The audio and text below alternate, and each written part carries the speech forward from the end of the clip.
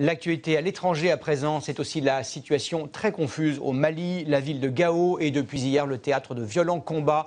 L'ancien commissariat de la ville, transformé en fortin par les islamistes, a été bombardé par des hélicoptères français. Reportage de nos envoyés spéciaux Anne-Claire Coudray, Johan Engen et Didier Legendre.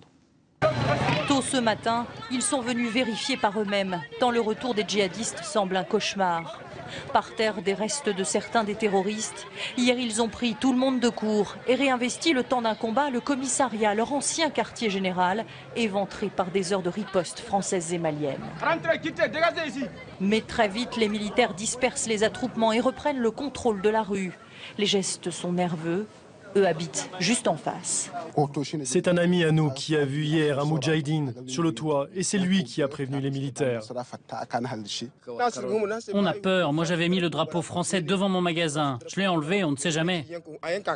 Car ils en sont convaincus. D'autres djihadistes sont cachés dans la ville et les militaires ne sont pas rassurants. Je préfère qu'on passe à la fouille des maisons un à un pour savoir ce qu'il y a. L'attaque d'hier a fait 10 blessés civils et au moins 2 morts. À l'hôpital, un commerçant nous raconte qu'il a voulu s'enfuir du quartier à moto. Ils étaient deux sur la moto. Son frère, lui, il est décédé sur le coup.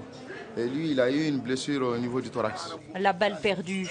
Voilà qui pousse les familles à se rassembler dans les cours des maisons et à changer leurs habitudes. Je ne sors pas. J'évite à mes enfants aussi de sortir. Ah, ça, c'est clair. Début d'après-midi, Gao ressemble déjà à une ville fantôme. La peur d'un attentat a poussé les militaires à fermer le marché. Et nous ne sommes déjà plus autorisés à rejoindre le centre-ville. Sur la route, les patrouilles ont été considérablement renforcées.